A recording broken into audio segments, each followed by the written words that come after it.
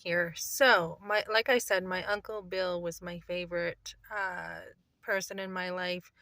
I outgrew my father at a very young age. My father didn't have the time of day for me, really, when I was growing up. I mean, we did the shoots together, and then he got busy building his house. And as a teenager, he wasn't really there for me. So, my Uncle Bill, though, was there for me. And I still thank God that I had a man who was very close to me in life.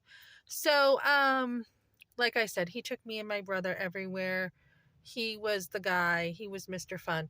So, and like I said, when I was parking with my husband, this is in another video, he's the one who came by, pulled my car, my Omni, my first car, out of the sand pit and helped us out. So that was quite embarrassing. But anyways, my husband lived with me, wanted to live with me, and then after we were on Route 28 and in my Uncle Bill's place, when him and Tina moved out, my Aunt Kim found us a place. They were leaving on Monroe Street. So we went over there. Sorry, not Monroe, North State Street. And her family were landlords, and we didn't like all the swearing upstairs, etc. So we moved to Princeton Street. And by then, my husband and I were married. I had been one of the bridesmaids for my Aunt Kim's wedding and Pat. And so we were very, like, what's the word? Seeped in each other's lives. So, and then my Uncle Bill had a divorce, and I went to him and Tina's wedding before this. No, they were living together, went over there. Him and my Uncle Steve had a fight. We had a pool party, but Steve knocked Bill into the pool, and all this. There was always drama. Always drama. Bill and Steve were always fighting. Drama, drama, drama. All the way growing up. Much like Britney Spears. And I had finished her book, and I looked at how she was sexualized growing up. Same thing. Different level, though. And then I'm thinking of, so Princeton, my husband and I were married. He wasn't being nice to me. First year of marriage is supposed to be the best, right? He wasn't being nice to me. I left. We worked it out, moved on. And then we moved over to Pennacook.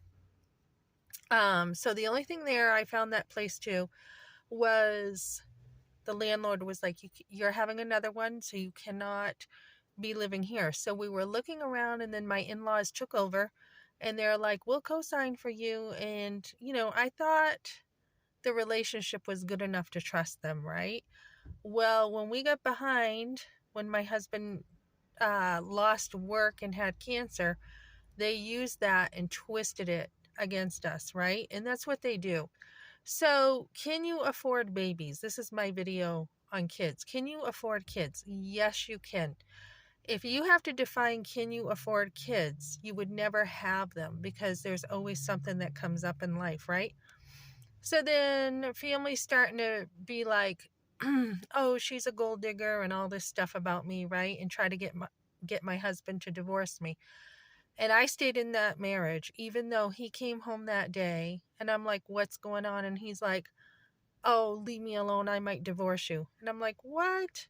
I had 3 little kids, right? And he's like, oh, my parents are all mad because we got behind. He's not working, right? He's not getting a good job. What were we making? We were like 3 times below the poverty level.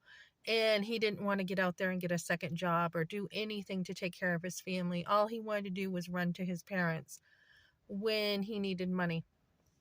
So they used that. They used the money to have control. And so the bottom line was, you either let us grandparent the way we want, let us run the show, or we don't help you.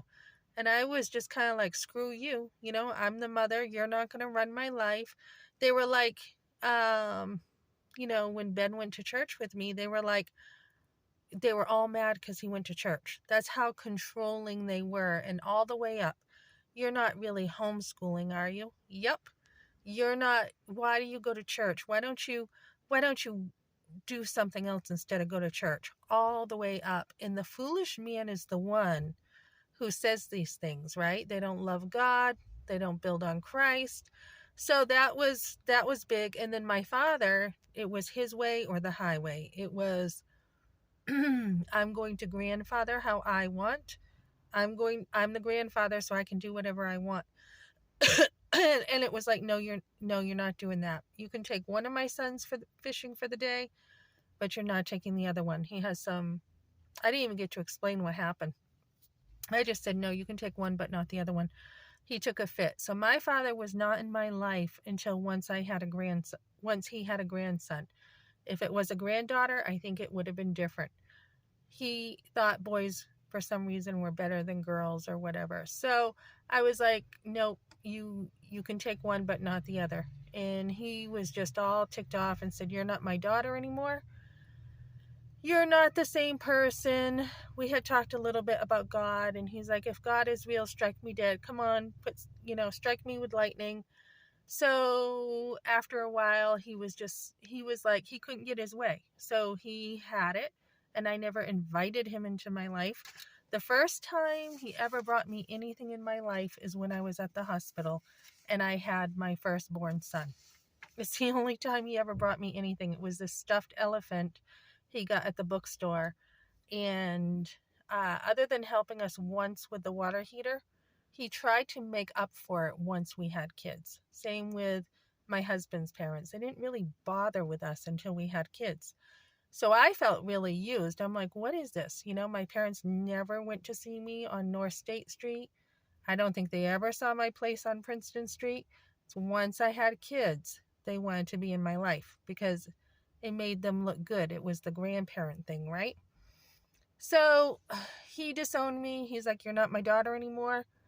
And he so I went back to try to work it out with him, had my fourth son in my hands, literally had my baby in my hands, and he slammed the door on my face while I was holding my child. So I had tried to work it out before that and dropped off one of my sons. He's like, where's your mother? Where's your mother? And he acted all ticked off at me. And so he had his expectations, which I have no idea what they were because we didn't have a relationship, and he just thought he was the boss, right? And he did pull my hair when I was a teenager. So that other video I did about how a daughter will love her father as her first love, that's natural. God puts it in kids to love their parents, right? And then when the parents do something over and over, whether it's neglect, whether it's abuse, like he was toward me, it doesn't matter anymore, right? So when I used to bring home grades, it was A's and B's when I was younger. How come you have a B here? Why can't you get an A? So after a while, when you discourage your kids like that, you don't care anymore. So luckily for me, by the time I was, 17 after the abortion, and my father, pulling my hair after the abortion and everything, it was pretty much, I'm done. So I pretty much was on my own after that, other than him trying to be in my life later. He did apologize once. He did say, I was busy with my kid. He was like, I'm sorry I wasn't a good father to you. And it meant nothing because, like I said, I had moved on and I was with my son now and I was busy taking care of him. But later it was, my mother fed him formula didn't mix the water, took my kids out without a car seat. And I had to deal with that constantly. And my mother would be like, I'm the grandmother, so I can do basically what I want. And I was like, you cannot do what you want. You are going to use a car seat. You are going to use a car seat on my niece, which I had to tell her, you did not put that car seat on right. And she took a fit and started crying to her mother. Melissa said I have to put the car seat on this way. And I could not believe she had put her life in danger. And I was like, yeah, you should put the car seat on right.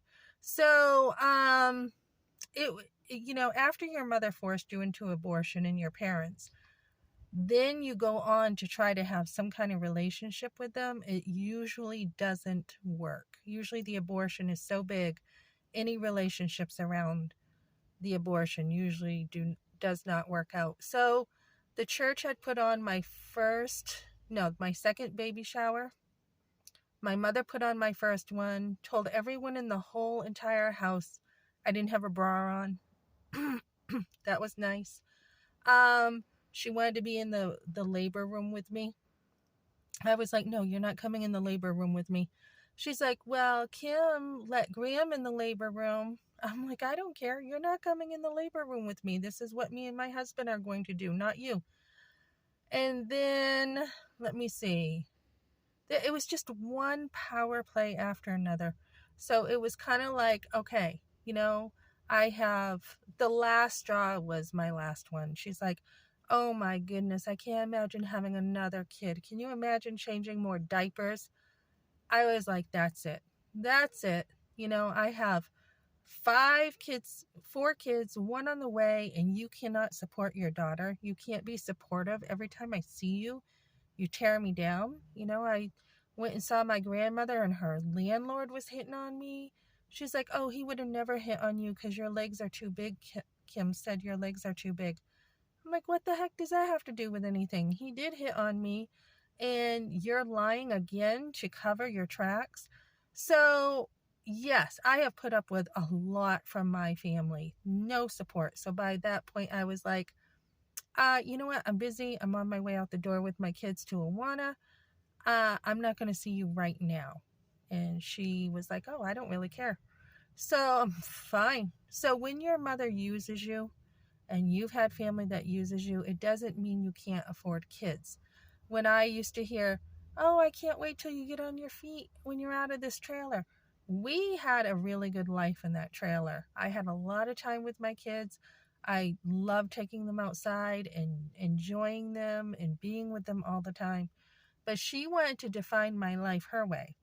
Same with my mother-in-law. So when you come from a really crappy family that doesn't respect your boundaries and can't respect that you're going to church, you're teaching your kids about God, and then you hear, oh, you're just brainwashing your kids about God. No, I'm not.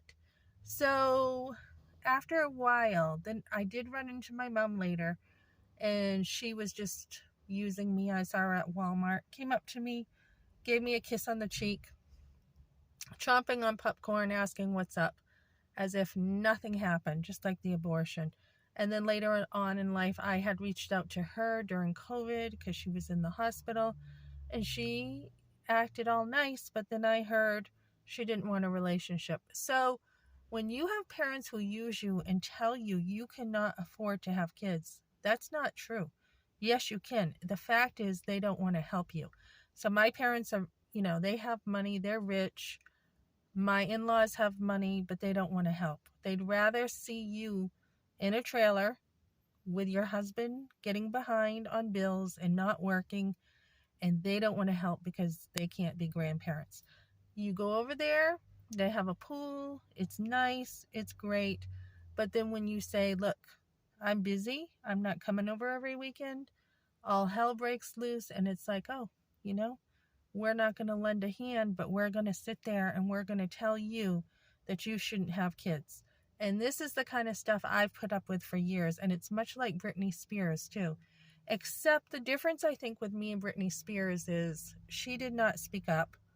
I do speak up. Once I became a mother, that was the first time I spoke up because I was now a mother and I knew I had a job to do. The other thing is, I didn't put up with crap. Britney kept her parents in her life as they abused her, and I did not do with that with my parents. I stayed away from them and my in-laws because they were using me. So they just wanted to look good with their money with the bank. They wanted to look good with being like grandparents. So put the boundaries up, ladies. That's what I'm talking about. I'm warning you now. If you've had an abortion and your family has coerced, manipulated you, and continue to try to run your life, put your boundaries up because you're better off without them.